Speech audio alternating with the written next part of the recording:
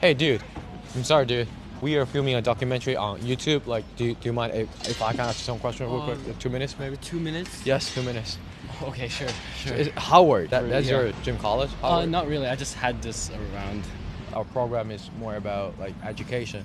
So, Uh-huh. what do you believe is the meaning of getting a good grade, getting a good education?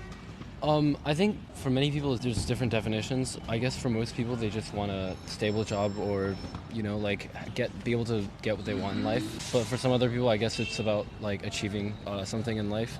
So, what is your perspective? For me, I want to affect change on the world, so I want to get an education so that I can help others. Like, make the world a better place? Well, I hope I could do something like that. So, which industry would you decide to pursue your career in?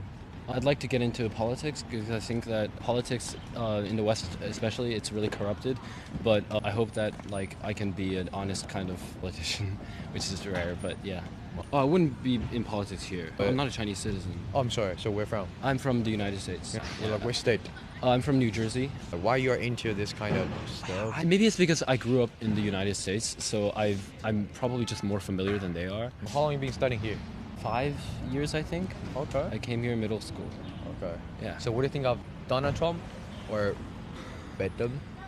I don't think either of them are too qualified. Biden he's getting older, and Yes. but I mean Trump. I understand his base of support. Like I understand their anger towards immigration and other stuff, but I don't think he's an especially good person. So, what is the crucial point or the crucial factor that can lead to your success? I mean, political success, determination, knowledge, or experience, or networking. I think networking. I don't think it's too much about how competent you are as a politician. It's more about how you can get into these places of power. Yeah. What is the most significant disadvantage of the American political stuff? Patriarchy or feminism or anything you can? I think corruption. The U.S. government is corrupted by money, especially Congress. Basically, Congress, most of the politicians there are bribed to support certain policies, especially big companies in the United States. So I think that's a huge problem. Do you believe that the Congress is under control by the Jewish or by people who are white? It's corrupted by big business. They have money, so they can fund campaigns for the politicians. So they offer support and money in order to get them to vote on policies a certain way. But how we can wipe it out? That's really difficult because it's a democracy, so you can't just get rid of everyone. I don't really know, honestly, how you would be able to solve that problem. You can't just get rid of all the politicians that are currently in power. As I said, they're supported by big companies that wouldn't retract their support for moral issues. They would just do it because they can make money. So what do you think of the American economy, like compared with Chinese one?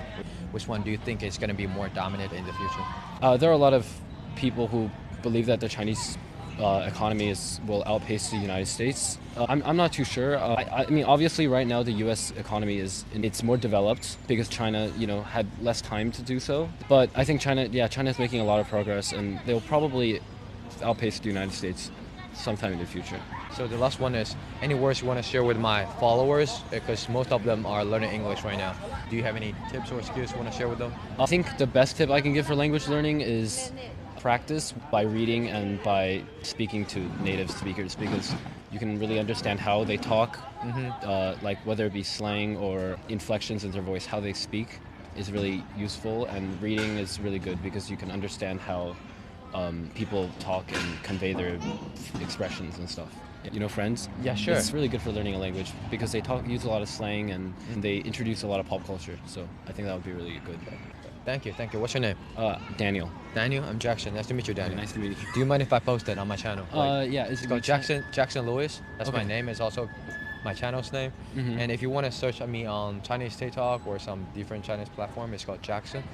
Do you speak Chinese? It's not very good, but yeah, I can definitely understand. Okay. So one more question is, do you believe that Chinese culture is more advanced than American or English culture? Because we got a long history, right? Yeah, okay. I definitely agree that China has a longer history. In terms of culture, I think that's really hard to measure.